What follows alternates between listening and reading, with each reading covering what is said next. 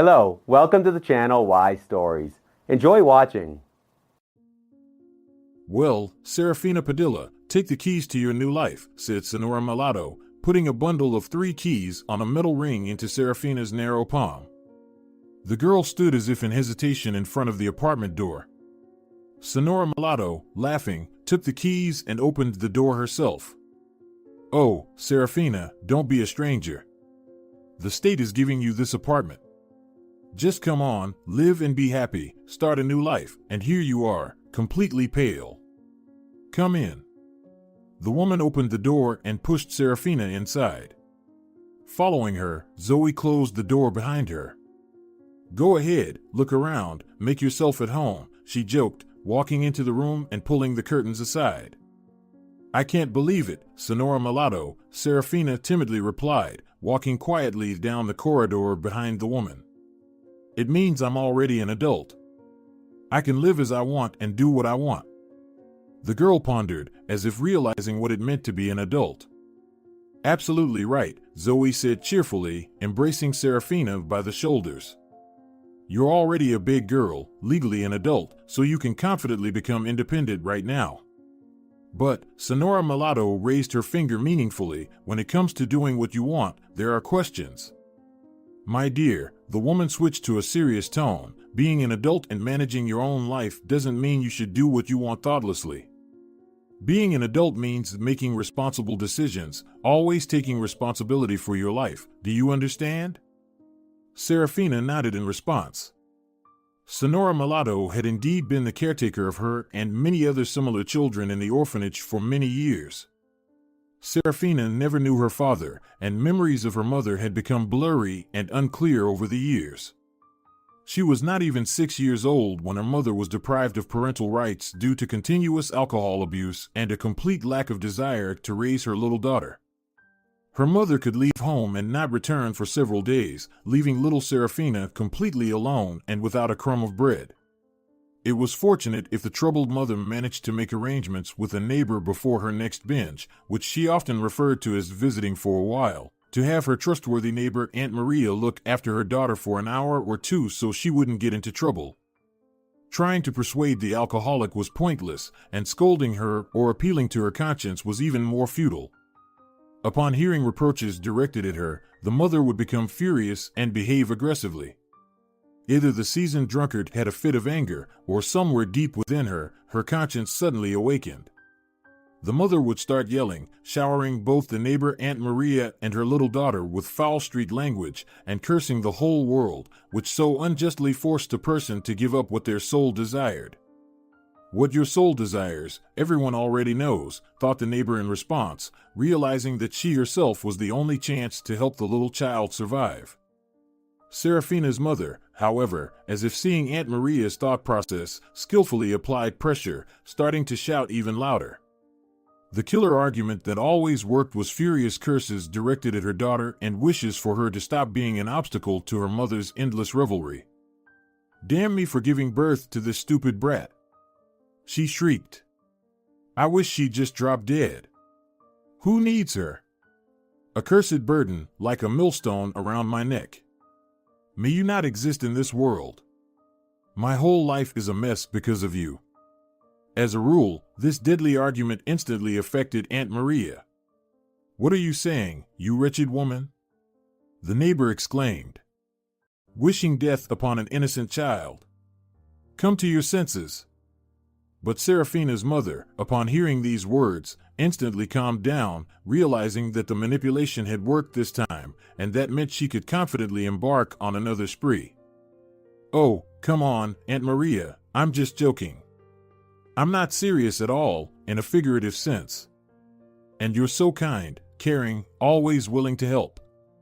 I'll just take a short walk nearby. It's good to change the scenery once in a while.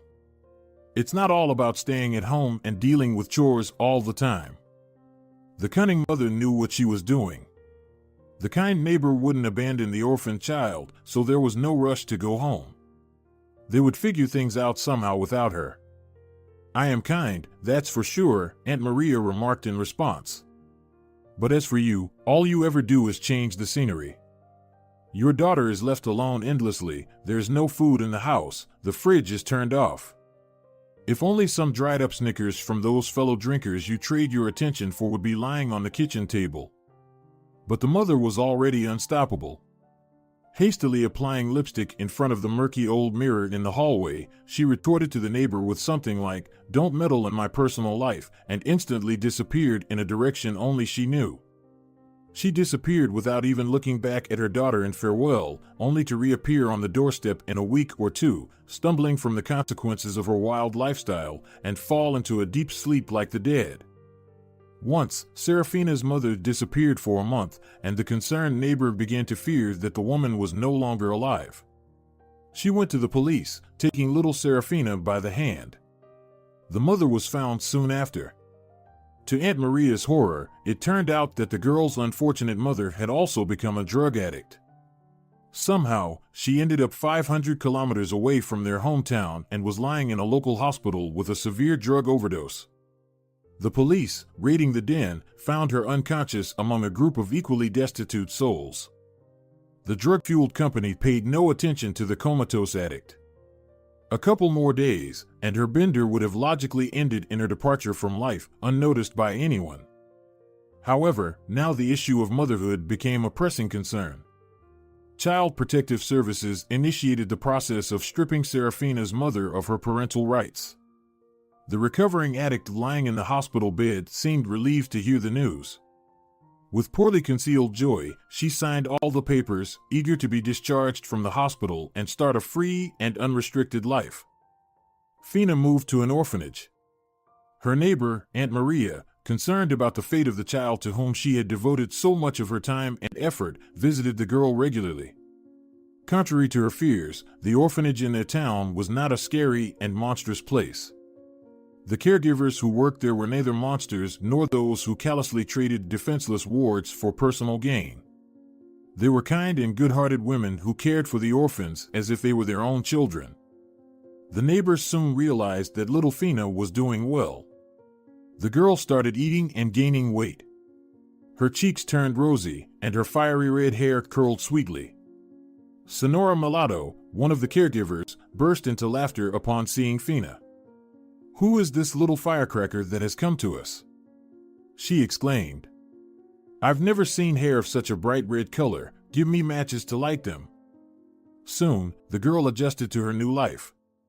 Sonora Mulatto did everything to help her socialize within their small community, make friends, and feel like a part of their warm community. Fina's mother, upon leaving the hospital, never once thought of her daughter. She never returned home. Soon, Aunt Maria received a police summons to identify a body. Fina's mother had no relatives, and involving her drinking buddies in the identification process was unlikely to cross anyone's mind. They often couldn't even remember who they were or where they came from. In a neighboring city, the river washed up a woman's body that matched the description of Fina's mother. In the pocket of her waterlogged coat, the police found a passport, damaged by moisture, that belonged to her. The body had been in the water for about a month, and it was impossible to determine the drowned woman's appearance with certainty. Aunt Maria, who came to identify the body, crossed herself and looked at the deceased. However, she couldn't say for sure whether Fina's mother was lying before her on the morgue's pull-out shelf or not. It wasn't necessary for anyone to find out for certain. The police had enough on their hands investigating the demise of the lost alcoholic and drug addict. The body was buried under the name of Fina's mother, and now the girl was officially considered an orphan. In the orphanage, Fina quickly recovered. She turned out to be a very talented and intelligent child. Sonora Mulatto, who had no children or husband of her own, dedicated her life to caring for orphan children and constantly engaged with Fina. When it was time for Fina to go to school, she could already read children's books fluently, loved poetry, and even tried her hand at writing verses. For her birthday, the caregiver gave Fina an album for her own poems with a beautiful glossy cover, and Fina began to write her own compositions in it. As avid reader, Fina was a frequent visitor to the regional library. She loved coming there, relishing the library's quiet atmosphere and the scent of the books stored there. And then she realized that she wanted to become a librarian when she grew up. Sonora Mulatto, who essentially stepped in as her mother, wholeheartedly encouraged her interest in books and reading. "If you want to become a real librarian, get used to being neat and responsible," Sonora Mulatto would say to Fina. "And remember, a librarian's task is to inspire people's interest and love for reading." When Fina finished school, she already knew for certain that she would be applying to an institute related to literature. In the city, there had long existed a society of book lovers, literature enthusiasts, and poets. Of course, Fina was a regular attendee of this community. Its members included amateur poets and writers who regularly organized readings of their works for the community members. Fina had participated in such evenings multiple times, and everyone in attendance unanimously agreed that the young poetess had only one path in life: literature and poetry. One evening, among the regular members of the community, a new person appeared. He was an elderly man in his 70s, of rather respectable appearance, who arrived at the community event in a foreign retro car with a driver and had a habit of smoking a pipe with fragrant tobacco. When Fina read her poems, the man enthusiastically applauded louder than anyone else and prophesied a bright literary future for the girl. In the city, he was considered a newcomer. It was said that not long ago, he had moved here from Capital, buying a house and deciding to exchange the round-the-clock noise of the big city for the tranquility of the provincial suburbs. One evening, Don Barcenas, as the man was named, invited those gathered after the community event to his mansion to celebrate his birthday. Some people rushed home, others had other commitments that evening, but a few people, including Fina, gladly accepted the invitation to Don Barcenas's house. In the spacious living room of his house, a table was already set with champagne. Fina, who was 17 at the time, had never tasted alcohol. However, when they placed a delicate glass filled with golden sparkling drink in front of her, she found it awkward to refuse. The evening passed in a warm and sincere atmosphere. The host himself only drank mineral water, citing doctors' strict orders against any alcohol. At the end of the evening, Don Barcenas asked his driver to take Fina back to the orphanage and hand her over to the caregivers. Sonora Mulatto, sensing a faint smell of champagne from Fina, became worried. When she found out where the girl had been, she gave her a lecture about not trusting every man. Among them were corrupt lovers of young girls, from whom one should stay as far away as possible. However, soon Don Barcenas personally came to the orphanage. The director and Sonora Mulatto were surprised by his visit and prepared to be on high alert for the sake of their child. Anyone could turn out to be such a visitor, and they couldn't be too careful. Don Barcenas, however, arrived with a proposal and asked those responsible for Fina for permission for her to help him organize the extensive library in his house. "I've heard that Serafina dreams of a career in librarianship," said the man to the director and the caregiver as he settled into a chair in the director's office. "And I can see where her love for books and reading comes from." He observed the tall bookshelves lining the entire wall, filled with books. The women responded cautiously to Don Barcenas's unexpected interest in Fina. His sudden interest seemed suspicious to them. Noticing this, the man laughed and reassured them. "I understand your skepticism, but you're worrying for no reason. I just want to help a gifted girl realize her dream. She's genuinely passionate about library work, not fashion and cosmetics like many other young girls of her age. I have 2 grandchildren myself, but unfortunately, I can't say the same about them. They have completely different interests, whereas Fina's enthusiasm for books and reading is truly remarkable. In my library, over the years, thousands of books have accumulated. Some are even quite rare and valuable." Upon hearing that the unexpected visitor himself had grandchildren, the women relaxed a bit. However, the director, looking at him, said seriously, "Well, we certainly don't mind Fina developing herself and participating in such activities, especially since she plans to enter the institute next year. However, we will always keep an eye on our ward, and if anything happens, rest assured we won't let any harm come to her." She added sternly, "Well, I see that our future is in capable hands," Don Barcenas joked in response. "But you're absolutely right to take this matter seriously. Let's do this," he said, addressing the director, I will install a surveillance camera in my library, and you will be able to see what Fina is doing in my house at any time. What do you say to that?" "Well, let's give it a try," the director of the orphanage said, relieved. Fina, upon learning of the upcoming task, was overjoyed.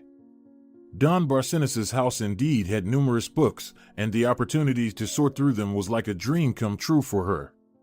When the visitor left, and a happy Fina exited the director's office, the women exchanged doubtful glances. "He still seems rather strange, Zoe," the director said to the caregiver. "He doesn't really seem like the type who's interested in young girls, but there's still something suspicious about him." "Well, it's unlikely that we'll be able to dissuade Fina from this task now," Zoe replied. "He was honest when he came to consult with us. Even if he hadn't come, Fina would have found out about it from him anyway.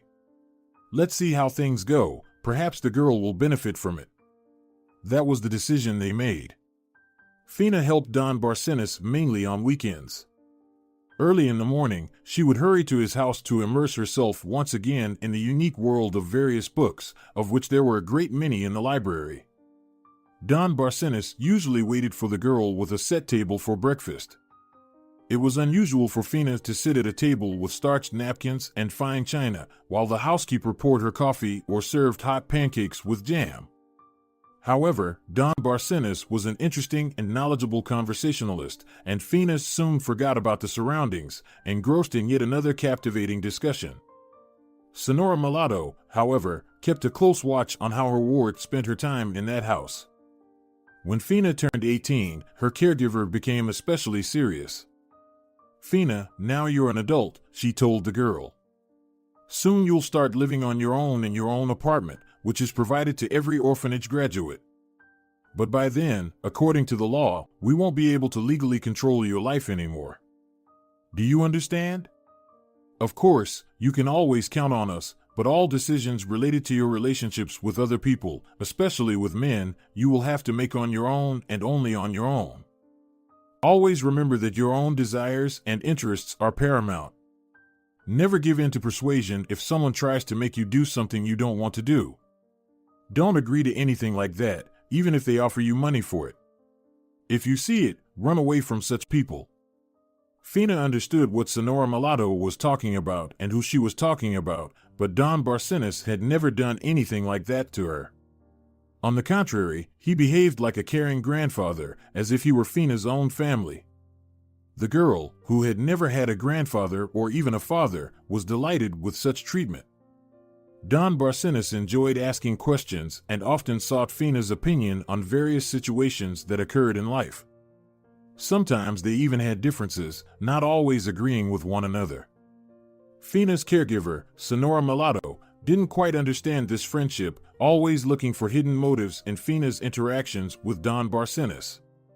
However, no matter how much she looked, she never found anything suspicious. And now, the day had come when Fina, her longtime ward, with her bright red curly hair, had to become completely independent and free from the opinions of the only people who genuinely wished her well.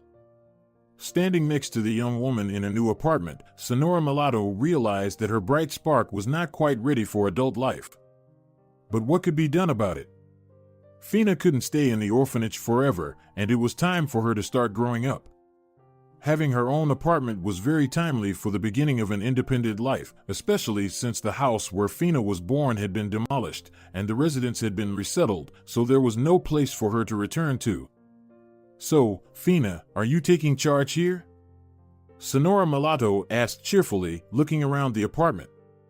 "You'll get a job for now, maybe in the nearby store. I've arranged it, they'll hire you as a saleswoman. And in the meantime, you can prepare for your college entrance exams. I've taught you a bit about cooking, so here you go," Sonora Mulatto continued, moving to the kitchen. "You've got a refrigerator, a gas stove, everything you need. Use them and take charge like a true hostess. Here, take this for the time being." The caregiver picked up a bag from the floor and placed it on a stool, unzipping it. "We've gathered some dishes and bed linens for you. Use them, and you can buy whatever else you need later." Zoe spoke tirelessly in a deliberately lively tone, but Fina understood that her caregiver was worried about her, hiding her concern behind her chatter. Sonora Mulatto, don't worry, I'm not going anywhere. We'll still see each other even every day, just like before, the girl reassured her caregiver. Well, how can I not worry when for so many years we were always together, and now? How will everything work out? Zoe sighed. Okay, you're right, there's no need to worry. I have a lot of things to take care of today. Ladies hugged, and Fina locked the door behind Sonora Mulatto. A new life. That's what it is, Fina thought as she unpacked her bag. Suddenly, her phone rang. Upon learning that Fina was celebrating her birthday, Don Barcenas insisted on giving her a personal gift and handed her a new mobile phone. Refusals are not accepted, he said, seeing Fina's hesitation about accepting the gift. After all, I want to stay in touch with my assistant. What's so strange about that? Fina answered the call, and it was indeed Don Barcenas, asking her to come over today. She promised to be there soon as she unpacked her things and got settled in her new place. Within an hour and a half, she was entering Don Barcenas's mansion. The host, holding a book in his hand and smoking a pipe with aromatic tobacco, sat in an armchair by the fireplace in the living room. So, how are you settling in? He asked when he saw Fina entering. Come in, have a seat. And while you're at it, tell me where you've decided to work before entering college. Fina sighed in response. She didn't really want to work at the store where Sonora Mulatto had arranged for her. I don't really want to work in that store, of course, but where else can I go? She said. Well, you don't have to work at that store if you don't want to, Don Barcenas said. In fact, I wanted to offer you something. What do you say if I hire you myself? You'll do the same things you're doing now, organizing my library, helping me catalog books, and sometimes just keeping me company. After all, we're friends, aren't we? Fina smiled in response. She liked the offer, but remembering Sonora Mulatto's guidance and warnings, she hesitated and said, That would be very nice. Thank you for your care and support, but Don Barcenas, why are you showing such kindness to me? You have your own grandchildren and children, I assume. You never talk about them. Fina, my dear, Don Barcenas said thoughtfully, as if deciding on something, and continued, I've wanted to talk to you for a long time, and now I think the time has come. Look. He took a photo out of the book he had been holding and handed it to Fina. It was a picture of a young man with fiery red, curly hair. Fina looked at the photo with puzzlement, not understanding why Don Barcenas was showing it to her, and asked, This must be some relative of yours, maybe your son or grandson. Well, not a grandson, Don Barcenas chuckled. But you're right, he's a relative. And not just a relative, but my own son, he said, suddenly becoming serious. A son who, unfortunately, made many mistakes in his life and has now left this world. Sadly. What happened to him? Fina asked sympathetically. Please tell me. It's a sad story, Don Barcenas replied. Probably, as a father, I didn't pay enough attention to my son, and trusting his upbringing to my wife and various nannies, he shook his head mournfully. I'm wealthy, Fina, very wealthy. I inherited a multi-billion-dollar business from my father, which I have further expanded in my lifetime. However, I overlooked the most important thing, passing it on. When I was young, I foolishly believed that making money, growth, and prosperity were the main values. I missed out on many things, not understanding the role of a father in raising his child. And my only son grew up as a complete egotist, used to the idea that the whole world revolved around him. His caring mothers surrounded him with luxury and attention from a young age, asking for nothing in return. The boy grew up with a sincere belief that everyone owed him, and he owed nothing to anyone. But me. What was I thinking? Now it's too late to change anything. The path my son chose for himself ultimately led him to ruin. The old man sighed and fell silent. Fina listened patiently, feeling sympathy for him but still not understanding the purpose of this conversation. After a pause, Don Barcenas continued. From a very young age, my only son, Pasquale, showed a propensity for a corrupt and aimless life. Always having pocket money in unlimited quantities, he learned about alcohol, debauchery, and later, illegal substances at an early age. By the time he was 18, he was a full-fledged alcoholic who indulged himself without restraint, often living a reckless life. When I realized this, it was already too late. His mother fiercely protected him, hiding his escapades from me. I learned much later about his exploits from outsiders. My wife and I began to seriously quarrel over our son, which eventually led to the complete breakdown of our marriage. After the divorce, she moved away, demanding separate housing for herself and our son, as well as substantial monthly financial support. From this point, I had no influence over Pasquale whatsoever. Sometime later, my wife informed me that our son was getting married. Unfortunately, the girl he chose to marry turned out to be a gold digger targeting wealthy men. After the wedding, Pasquale didn't change his lifestyle at all. I tried to talk to him, to explain that his life should take a different path now that he was a husband and head of the family. In response, my son, who had been drinking all night and had only slept for a couple of hours, barely able to stand on his feet, laughed in my face. "Oh, please," Pasquale scoffed. The conversation took place in the morning, and his alcohol-laden breath was practically in my face. "Getting married wasn't my idea, it was Agata's," he continued in a drunken stupor. "She decided to get married, and what about me? I agreed to it just for fun," he chuckled.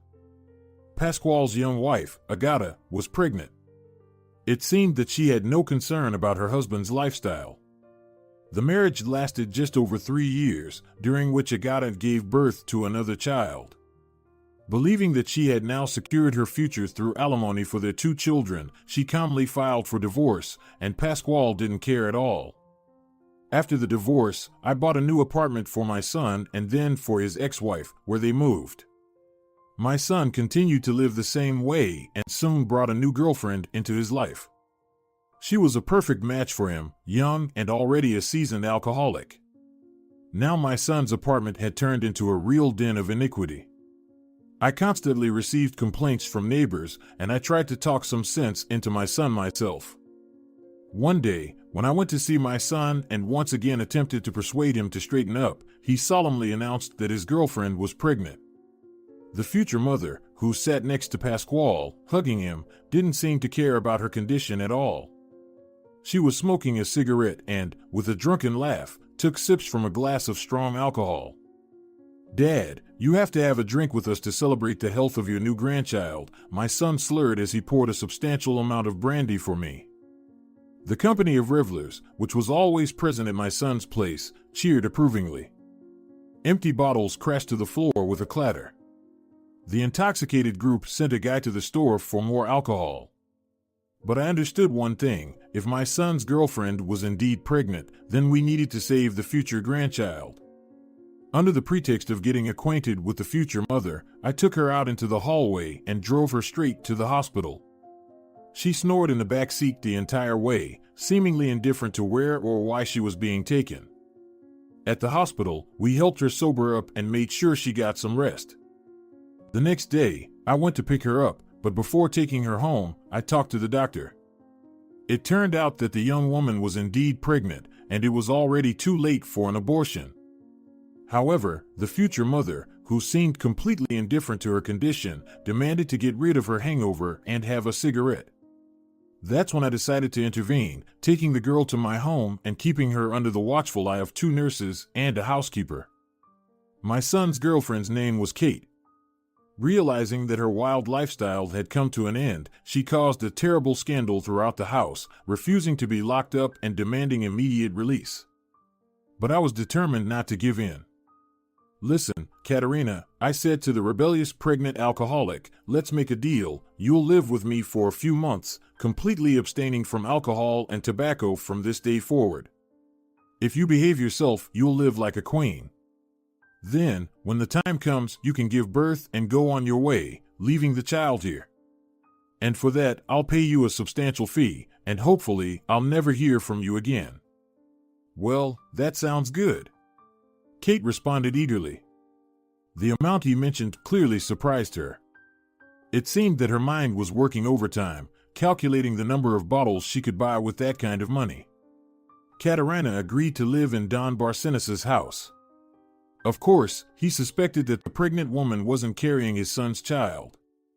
Given her lifestyle, she could have had multiple partners, and it was impossible to be certain.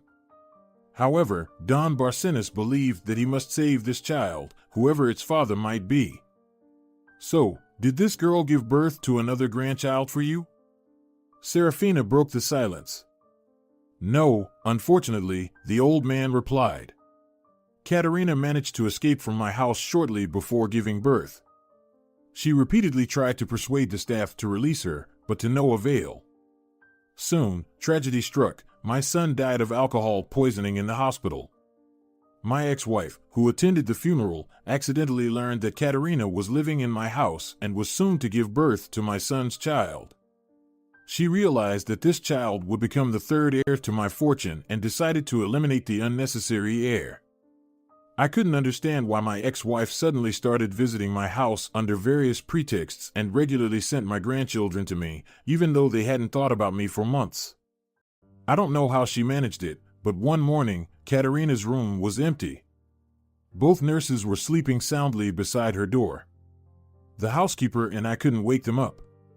The women were clearly drugged. "But you found Kate later, didn't you?" Serafina asked impatiently. "I didn't find her right away," Don Barcenas sighed in response. "She disappeared as if she had never existed.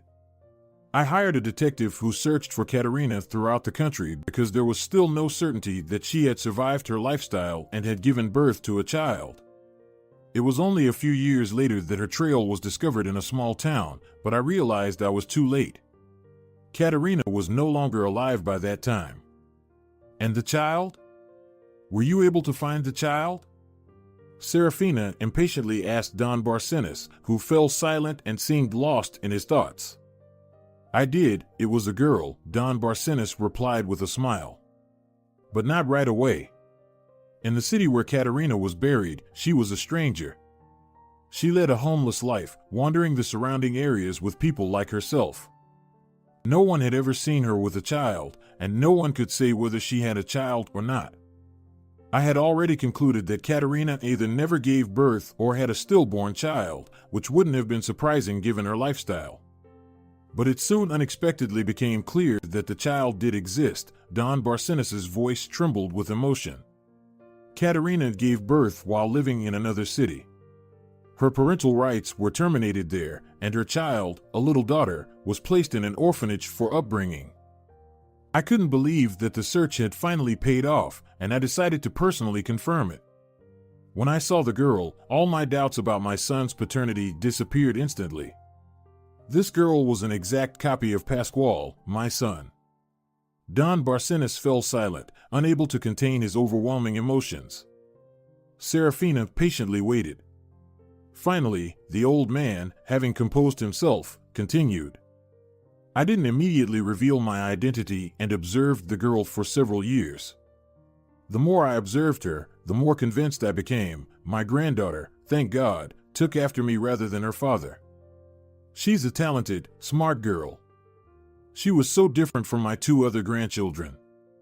Raised by their mother, Agata, a money-hungry opportunist, and my ex-wife, they know no other values in life besides money.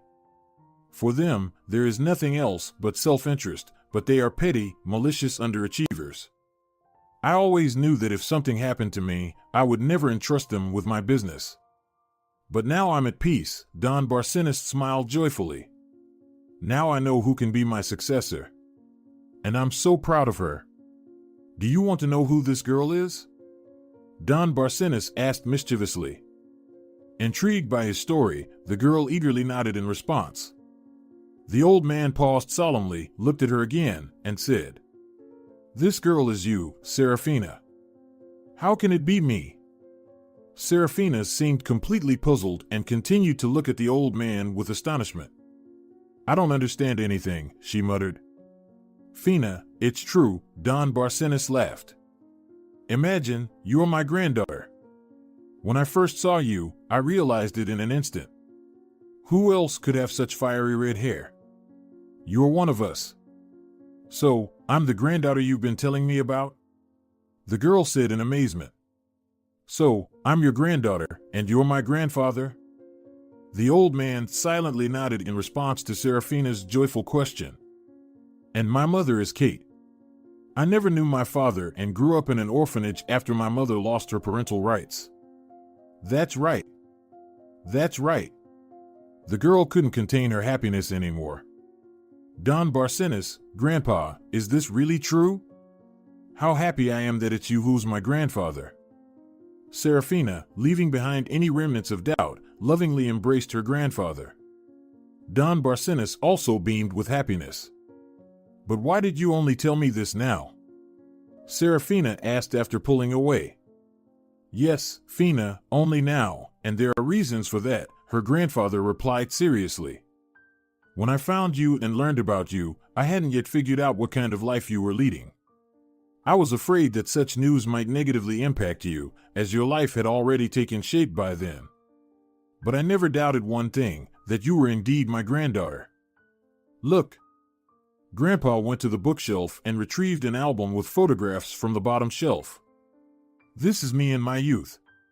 Now my hair is completely gray, but look at how I was back then. Serafina looked at the photo. The young man captured in the picture had fiery red hair, just like herself. Standing beside him in the photo was an older person. His hair had already been touched by gray, but it was clear that it was the same blazing red color. Hair color is a family legacy, Grandpa chuckled. In the photo, next to me, is my father. 2 of my other grandchildren have also inherited this hair color. And your dad, my son, was also a fiery redhead. However, we need to have a serious talk, granddaughter. Don Barcenas suddenly changed his tone. Unfortunately, my dear, time is forcing me to hurry. I'm very ill. The doctors have given me very little time, only 2 to 3 years, but that's under the condition that I live a calm, tranquil life without stress and worries. Oh, don't cry, Grandpa said, noticing that the news had deeply upset the girl. You're the heir of our lineage, and we've always been strong and confident people. Only my son, Pasquale, didn't follow in our footsteps, but you. You're undoubtedly one of us. Don Barcenas said proudly. And I didn't start this conversation for nothing. As I mentioned earlier, I want to be sure that I'm passing on our family business into capable hands. And now I see that those hands should be yours. Please, wait, don't argue, Don Barcenas said, seeing that his granddaughter was about to object. I understand that there will be a lot for you to learn. And even if something should happen to me, rest assured, there are several trustworthy and time-tested individuals involved in our business who will support you at first. I'm confident that you'll manage everything because you have the most important thing, our family character. And, of course, our family hair color, Grandpa chuckled.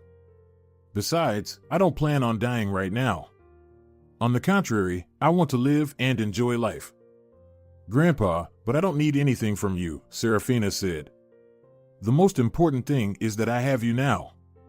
Besides, my siblings might get upset and resent me for you wanting to pass on the family business to me. Fina, you shouldn't worry about such things, Grandpa replied. Now you're my successor, and that comes with great responsibility. As for your brother and sister, my other grandchildren, don't worry about them. They'll also receive their share in the will, and our business is unlikely to interest them because what matters most to them is money. Unfortunately, those values were instilled in them by their mother, Agata, my son's ex-wife, and, of course, my ex-wife Irene, who raised my son so wrongly, and I, unfortunately, didn't watch over it. The old man fell silent for a moment. By the way, you'll meet your brother and sister soon. Wanting to talk to you, I called them from Capital yesterday, and they're already on their way and should be here any minute. Don Barcenas, lunch is ready. The housekeeper entered the living room wearing a neat white apron and stopped in the middle of the room. May I serve it? After receiving her employer's permission, the housekeeper disappeared, and from the dining room, there was a faint clinking of dishes. Grandpa and his granddaughters soon sat down for lunch, discussing Serafina's impending meeting with other family members. When the housekeeper brought coffee after lunch, a doorbell rang in the hallway. The host instructed her to go and open the door while he personally poured fragrant hot coffee into delicate porcelain cups. In the meantime, two newcomers entered the dining room, a young man around 20 years old and a woman around 25, both fiery redheads. Serafina immediately understood these were her brother and sister. When they saw the girl, the newcomers were clearly taken aback. They exchanged glances when Grandpa, after a warm greeting, introduced the new family member. When Serafina shook hands with her siblings, she couldn't help but notice their unfriendly glances concealed behind courteous smiles. The brother's name was Gregorio, and the sister's name was Marina. Having declined lunch as they had recently had a snack on the way, the siblings joined Grandpa and Serafina, who were having coffee. They were curious about the girl's life. Upon learning that she had a talent for literature and poetry, they asked her to read them some of her poems. Don Barcenas watched his grandchildren with delight, his face adorned with a happy smile. Evening came, and Serafina was getting ready to go home. She couldn't wait to finally feel like the true owner of her apartment. Don Barcenas bid farewell to his granddaughter with regret, taking her promise that she would come to his house again tomorrow. When Grandpa retired to his office to read and smoke his pipe before sleep, the brother and sister, looking around cautiously, sat down on a small sofa near the fireplace and began to talk quietly. "Grego, do you realize what's happening?" Marina whispered to her brother. "It's her, the daughter of that Kate, the alcoholic. You remember, Mom used to tell us about her, Dad's friend? So, it turns out she did give birth to a child," Marina observed with displeasure. "Do you see how Grandpa has taken a liking to her? He's never behaved this way with us. Now we'll probably have to share the inheritance with this loser. You'll see, she'll grab a share of our money," she continued with hatred. Hearing the word money, Gregorio became alert. "Do you think Grandpa will leave everything to her?" Gregorio looked at his sister with doubt. "Well, who knows?" Marina replied. "The law of meanness hasn't been canceled yet. One thing is clear, we need to get rid of this orphan as soon as possible, by any means." The next day, everyone gathered in the living room of Don Barcenas's house again. After lunch, Grandpa thanked the housekeeper, who had started clearing the table, and turned to his three grandchildren. "Well, I see you've gotten acquainted with each other. I'm very glad about that. From now on, Serafina is as much a part of our family as you are, Mara and Grego. So, I think for you to get to know each other even better, you should spend more time together. Go somewhere, the three of you, have some fun. And you, Fina, I'll be expecting you tomorrow." "We still need to sort out the library," Don Barcenas said, hugging his granddaughter by the shoulders. "Go for a walk, and I have some business-related matters to attend to today," added Grandpa, heading to his office. When he left, Marina spoke to her sister Serafina in a deliberately cheerful tone. "Well, what ideas do you have? You know your city better, so you can lead the way. Where should we go first, and what should we do?" Serafina paused and thought. "Maybe we could go to the local history museum?" she suggested hesitantly, thinking that her brother and sister might not find visiting a museum all that interesting. Gregorio and Marina exchanged meaningful glances. Then Marina, discreetly nudging her brother with her elbow and nodding in Serafina's direction, said to him, "What a wonderful idea, don't you think, Grego? Museums are so interesting. I adore them." "Yes, it's a great idea," Gregorio chimed in with feigned enthusiasm. "We'll definitely visit the local history museum. Serafina, will you invite us to your place? Grandpa told us to get to know each other better, so we're very interested in your life. Plus, you've recently got an apartment," Gregorio added. "So, we'd like to come to your place right now.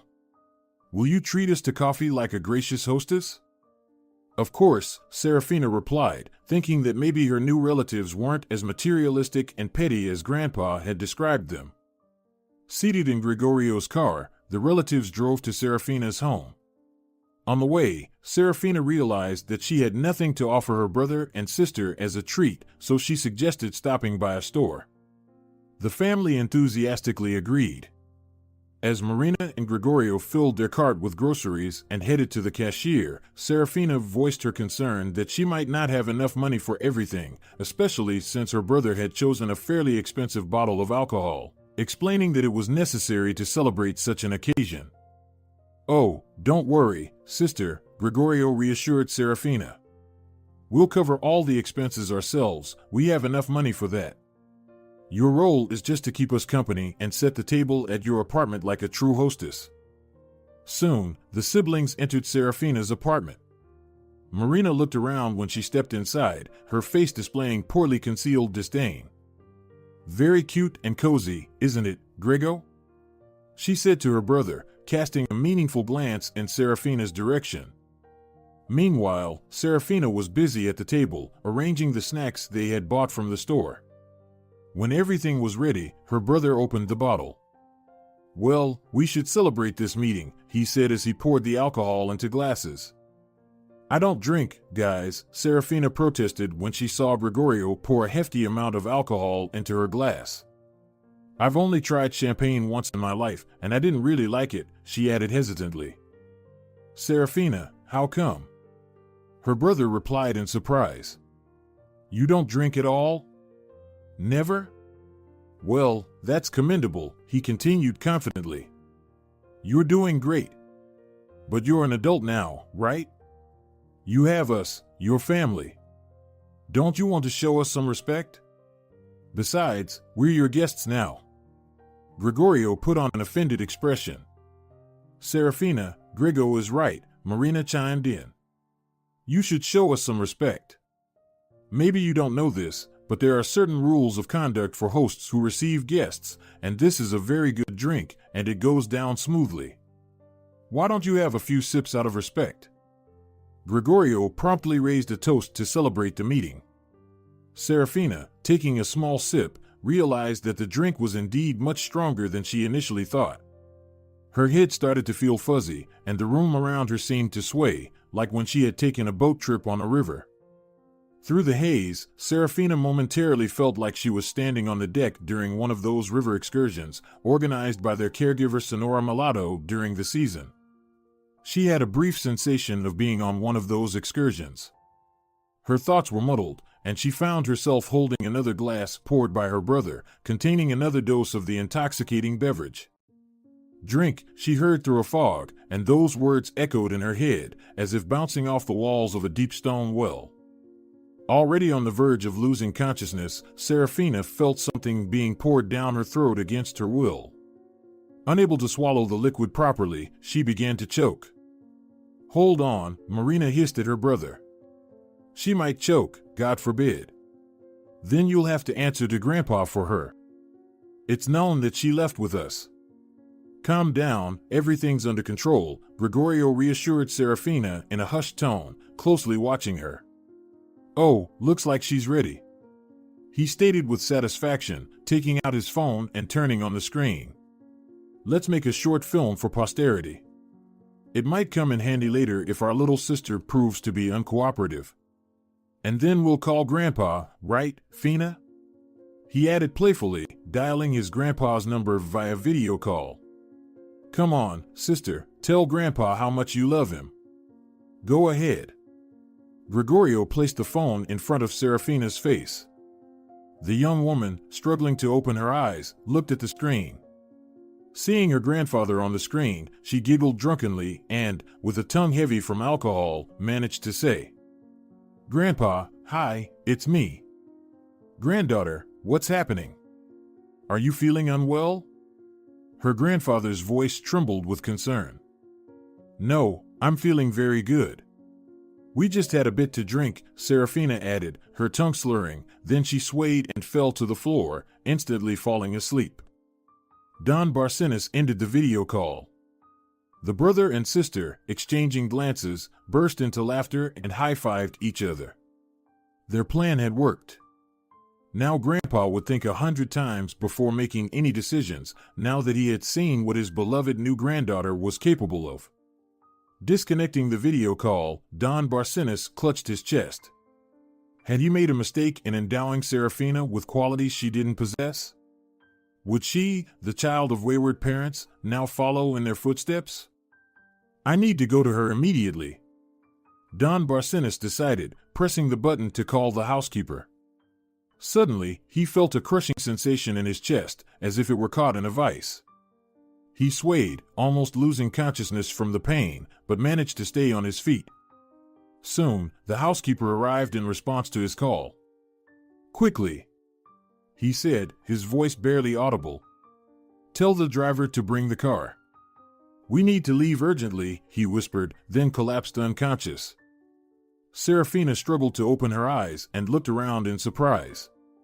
She was lying on her couch at home, with a table filled with leftover snacks, overturned glasses, and an empty bottle lying on its side nearby. She tried to get up, but her head was spinning dangerously. What happened here? What's going on with me? She wondered aloud. Her memories suddenly flooded back. Her brother and sister, where were they? They had been here, with her. This gathering to celebrate and get to know her relatives. Serafina, turning her head with great effort, glanced at the wall clock, which showed 6 in the morning. How long had she slept? Apparently, the celebration had stretched into the evening. But what happened afterward? She couldn't remember anything. Did I drink alcohol? She wondered, feeling a strange and unpleasant taste in her mouth. My brother and sister brought alcohol with them yesterday, she remembered. Feeling worse than ever, Serafina managed to get up, went to the kitchen, and put on a kettle. Upon seeing the previous day's snacks, now stale on the plates, she felt a wave of nausea. She had no appetite. After drinking some coffee, she cleared the table, set an alarm for 9 in the morning, and lay back down on the couch, falling asleep once more. When she woke up, she took a shower, but her lack of appetite persisted. She began to get ready to visit her grandfather. Usually, she would arrive at his house around 10 in the morning. They would have breakfast together, drink coffee, and then she would start working on organizing her grandfather's library. Today, she realized she might arrive later than usual. Dialing her grandfather's number, Serafina intended to let him know that she would be coming later today. However, there was no answer from his phone. Unable to reach him, Serafina decided to go to his house. The door, as usual, was opened by the housekeeper. To her surprise, Serafina found that no one was home. Why did they all disappear? She wondered. Where's Grandpa? Serafina asked the housekeeper, who had entered the living room and started cleaning up. Don't you know? The housekeeper exclaimed as she dusted the bookshelves. Don Barcenas is in the hospital, in critical condition. He's in the intensive care unit. Senora Barcenas and Senor Barcenas are with him at the hospital too. Hearing the news, Serafina went cold. So that's why her grandfather hadn't answered her call. After learning from the housekeeper which hospital her grandfather was in, she rushed there immediately. They wouldn't let Serafina see her grandfather. Visits were prohibited in his critical condition. Not knowing what to do, the girl sat down on a couch in the hallway. Here she is. She messed up, and now she's come to admire the result of her screw-up. Serafina suddenly heard a voice beside her. Raising her eyes, the girl saw Marina and Gregorio standing in front of her. What are you looking at? Marina continued. It's all because of you that Grandpa's doing badly, you scoundrel. Why because of me? Serafina didn't understand anything. What happened, anyway? Oh, what happened? Look for yourself. Gregorio, feigning indignation, took out his phone from his pocket, turned it on, and thrust it into the girl's face. On the screen, Serafina saw herself, barely able to speak and sitting at a table with a glass in her hand. Well, how do you like it? Her brother asked mockingly. And there's more of those videos. I can show you if you're not too ashamed to watch it yourself, he continued, pointing his finger at the phone screen. Grandpa saw all of this? Serafina was horrified. Why did you show him all of this? He's not supposed to worry at all, the girl said unpleasantly. Look, now she's trying to blame us too. Marina retorted indignantly. You started video calling him yourself yesterday. He felt bad right away when he saw you. You're just like your mother, an alcoholic and a complete mess. Get out of here before we throw you out, and make sure we never see you here again, Marina declared angrily to Serafina. Yeah, her brother added mockingly, it happens to everyone, of course, but if you have even a drop of conscience left, it's better if you leave gracefully and forget that you're our sister. Shocked by the news, Serafina silently left the hospital. She couldn't fathom how she could have acted this way. Maybe they're lying to me? She thought. But how could she find out now? Even if her relatives were just trying to blame her for the video call, the evidence that Serafina had consumed alcohol that evening was undeniable. Her grandfather would see it in any case, and in his condition, worrying now. Serafina was horrified at the thought that she might not see her grandfather again. Not knowing what to do next, the girl headed to the children's home where she had spent many long and not entirely bad years of her life. When she encountered unpleasant situations or simply didn't understand things, Serafina always knew who to turn to for help. Her caregiver, Sonora Mulatto. As she made her way there, the girl suddenly realized that her caregiver still didn't know the news about Don Barcenas and her new relatives. Events had unfolded so quickly that Serafina hadn't even had a chance to share all of this with the person who had become practically a family to her over the years they had spent together. Sonora Mulatto herself, not wanting to interfere with the ward getting used to independent adult life, deliberately did not call Serafina to find out how things were. The caregiver, as always, was at her workplace. Seeing Serafina, she sincerely rejoiced, but immediately realized that the girl had not come to her with good news. When the ward told her everything that had happened over these 2 days, Sonora Mulatto was simply amazed. Life. It's more twisted than any movie. No one expected such a turn of events. I really don't know what to do now, Sonora Mulatto, Serafina said helplessly, finishing her story. I'm most afraid that my grandfather will start thinking badly of me. As for this inheritance, I immediately said that I didn't need anything, but my grandfather believes that I'm the one suited to be the successor of his family business. Maybe my brother and sister don't want me to be considered the heir to our grandfather's vast fortune either. I'm starting to think that they deliberately staged this alcohol story to discredit me in front of him. Fina, talk to them about it, Sonora Mulatto replied fervently. Promise to give up everything when it comes to the inheritance.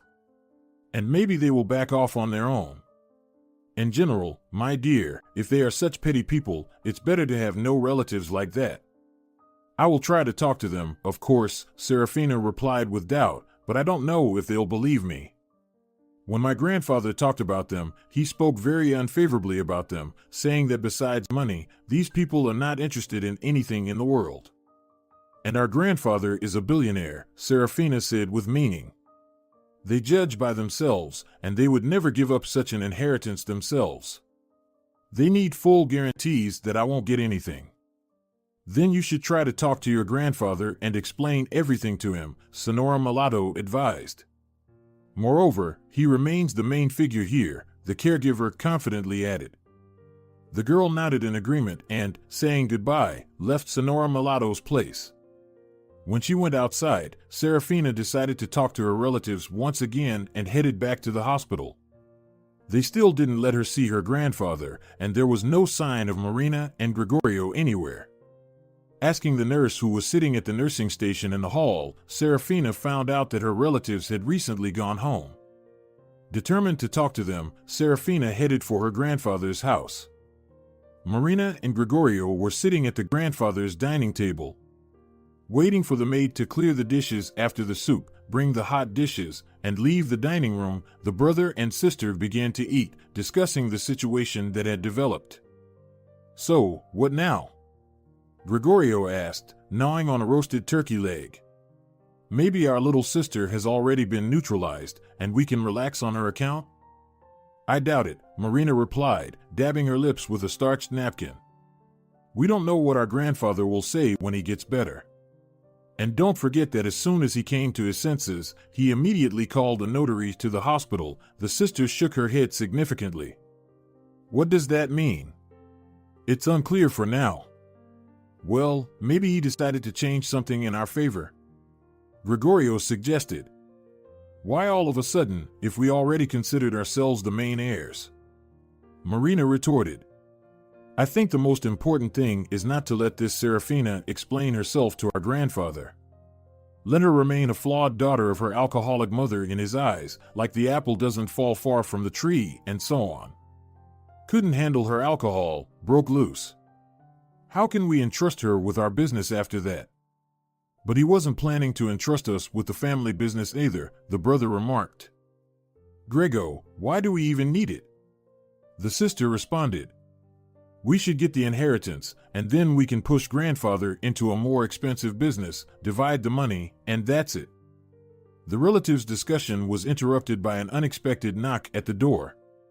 The maid went to answer it. Serafina entered the dining room. Here she is, our cheerful little sister, exclaimed Gregorio when he saw her. I need to talk to you, Serafina said firmly. Listen to me. Well, go ahead, said Marina as the eldest, without inviting her sister to sit at the table. Serafina remained standing in front of her family like a guilty schoolgirl. Grandfather was right about them, she thought, and said, I want you to hear me now. I don't need your fortune, understand? Most likely, you deliberately staged this story with alcohol to discredit me in front of grandfather. But remember, I have never drunk, I don't drink, and I don't intend to, no matter who my mother is. So, I don't want grandfather to think badly of me, and I'm going to explain the situation to him, and you just don't interfere. Look at her, Marina said with feigned surprise. Our little girl is showing character, like she's a worthy descendant of our family and all that. You're nobody, remember, Marina said firmly. You won't talk to grandfather, understood? Where's the guarantee that you won't deceive him and he won't leave you all his estate? We don't want to be left with nothing, got it? Grandfather was right about you, Serafina said confidently. Money is the only value in your life. And what if I give my word right now that I'll give up everything? Brother and sister exchanged glances and burst into loud laughter. Either you're completely crazy or too cunning, said Marina, still laughing. Who in their right mind would voluntarily give up a multi-million-dollar fortune? That's enough of playing games with our heads, the sister decisively concluded. You leave here now and never come back. And if you disobey, know that grandfather will see all those videos that Grego shot during that party. And our grandfather absolutely cannot be upset, Marina added mockingly. In the hallway, the phone rang. The maid answered the call and, after a brief conversation, hung up. Entering the dining room, she informed the three young masters. Senora Marina Barcenas, Senor Gregorio Barcenas, Senora Serafina Padilla, they called from the hospital. Your grandfather, Don Barcenas, has just passed away. His heart stopped, and all the measures taken by the doctors had no effect. What a piece of news! Exclaimed Gregorio, surprised. Unexpected.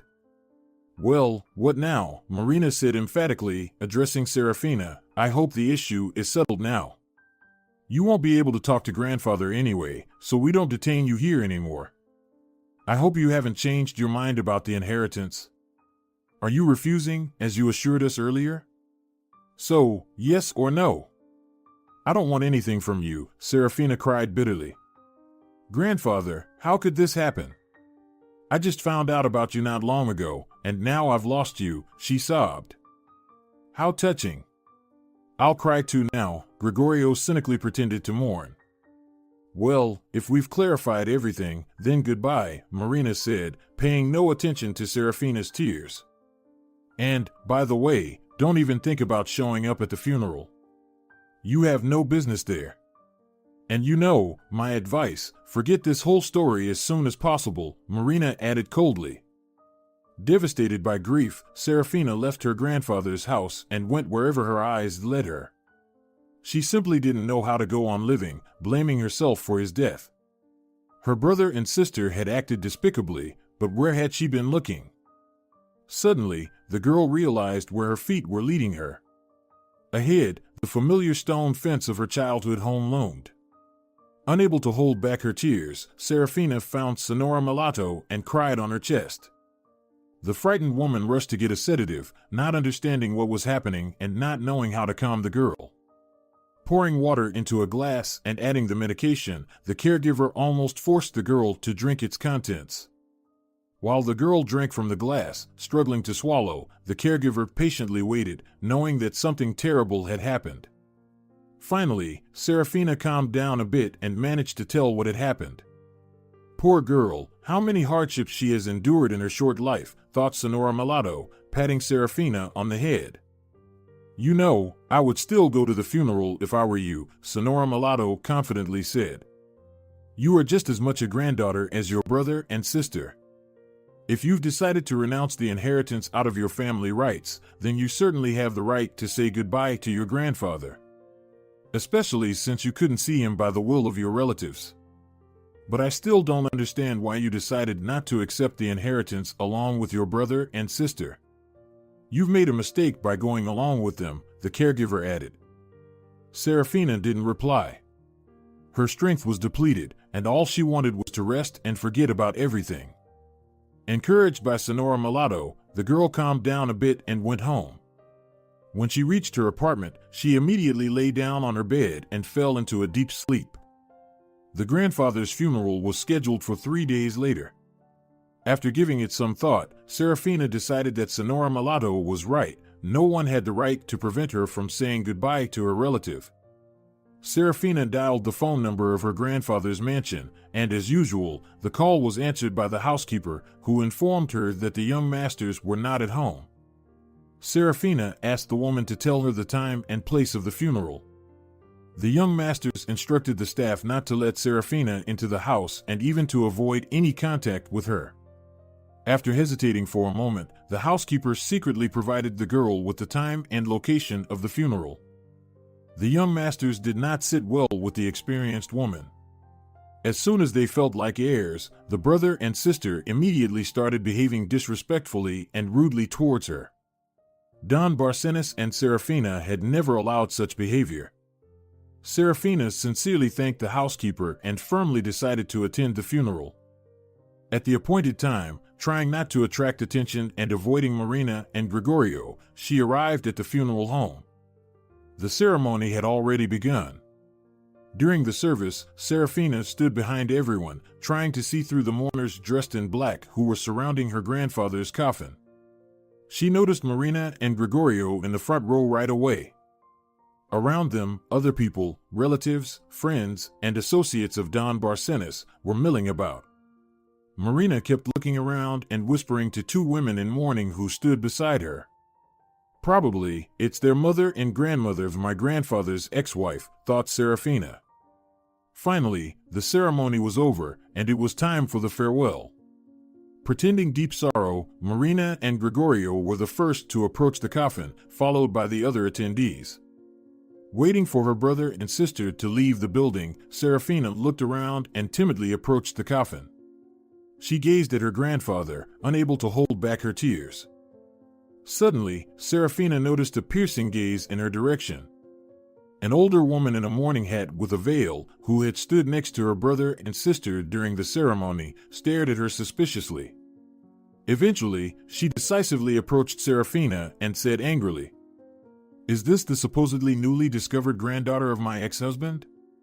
Judging by the hair color, it must be you. Do you think that being a redhead automatically makes you the heir? Maybe you've dyed your hair." The woman shouted.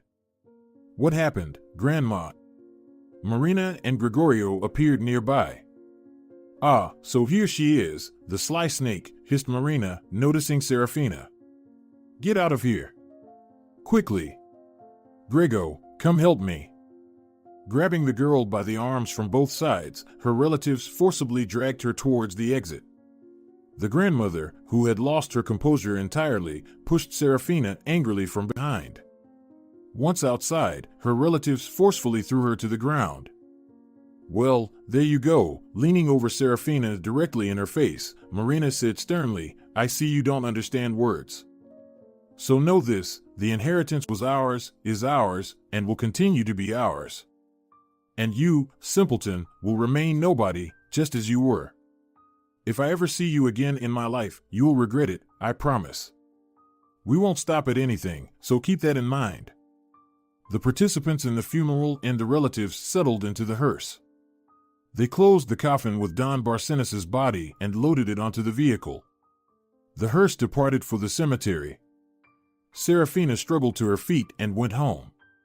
Her relatives had worried in vain. She hadn't even considered claiming the inheritance and had no desire to know when and where her grandfather's will would be read. The next day passed in a fog. Serafina, calling the mansion again, spoke to the housekeeper to find out where her grandfather had been buried. However, the housekeeper strongly urged her not to go to the cemetery for now. The new owners demanded that she, the housekeeper, not under any circumstances disclose the burial location to Serafina. After the reading of the will tomorrow, all the relatives would return to capital, and then they could visit Don Barcenas' grave together with Serafina. Thanking the woman, Serafina hung up. She needed to start rebuilding her life somehow. After getting ready, she went to work at the store where Sonora Mulatto had arranged a job for her with the director.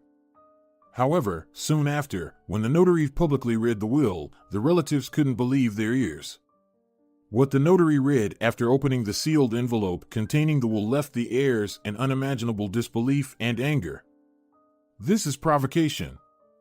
This can't be!" All the relatives shouted at once. The grandmother, unable to comprehend what she had heard, lost consciousness and slumped to the floor. "Ladies and gentlemen, I kindly ask for silence," the notary said. "Everything is done legally. I can provide concrete evidence that the late Don Barcenas gave me instructions regarding his will in the presence of witnesses and while of sound mind. In addition to all the documents, I also have video footage of this process, taken by a specially appointed person. Therefore, challenging the will is likely to be unsuccessful." Don Barcenas also left a separate letter addressed to the heiress. "By the way, where is she?" The notary looked around at the relatives sitting at the table in the notary's office. Serafina was cleaning her apartment. Tomorrow would be her first day at work in the store. She decided that in the coming days, she wouldn't have time for cleaning, so she wanted to tidy up in advance. Suddenly, the doorbell rang. Dropping a wet rag, Serafina left it on the floor and went to answer the door. There stood a young man in a business suit. "Are you Serafina Padilla?" he asked the girl. "I'm the assistant to the notary whom your grandfather, Don Barcenas, entrusted with preparing his will. You are urgently needed at the reading. I've been instructed to bring you to the notary's office right away. Please set aside all your tasks for now and come with me. Everyone is waiting for you." Serafina's appearance sparked audible discontent among the relatives. The notary called for silence, and they all fell quiet as he continued. "Don Barcenas entrusted me, in the presence of all the relatives, to read a letter addressed to his heiress, Serafina Padilla. The text of this letter exists in written form, and it is also recorded on video, where the late Don Barcenas himself reads its contents. Please familiarize yourselves with it," said the notary, and began reading the letter. "My dear granddaughter Fina, I suspect you won't be very pleased with what you hear, and there are reasons for that, but I've thought everything through carefully before making arrangements in case of my death. Know that I have never doubted you for a second. I was, am, and always will be convinced that you are the most deserving heir to my estate. Therefore, I leave all my movable and immovable property, as well as our family business, solely to you. I implore you not to reject such a gift and not to succumb to the provocations of your new relatives. You are the only hope for our family business. I know that my time is short, so I earnestly request that you fulfill my final wish. Do not doubt yourself, and do not fear that you won't be able to handle this significant and new responsibility. Soon, trusted individuals who have stood the test of time, my associates and friends, will contact you. They will mentor you, work hand in hand with you, and lead our business while you continue your studies at the Institute. Regarding your brother and sister, Marina and Gregorio, I have instructions for you as well. Employ your siblings in one of our enterprises of their choice. It will be beneficial for them to start earning an honest living. If they refuse to do so, do not insist. However, in this case, Marina and Gregorio will have to find their own means of support, as after your inheritance, financial support will continue to be paid only to my former wife, Irene, due to her advanced age. Your brother and sister will no longer receive this support from that moment onwards. Don't be afraid, my girl. I am confident that you will handle any task, no matter how challenging it may seem. I believe in you unconditionally. Your loving grandfather. The notary finished reading, and a heavy silence hung in the room. Everyone awaited the heiress's response. Serafina cried inconsolably, unable to utter a word. Well then, the will has been announced, the notary summed up. Heiress Serafina Padilla, in accordance with the law, assumes her inheritance rights. I kindly ask everyone to sign the documents. If you're enjoying it as well, leave a like and subscribe.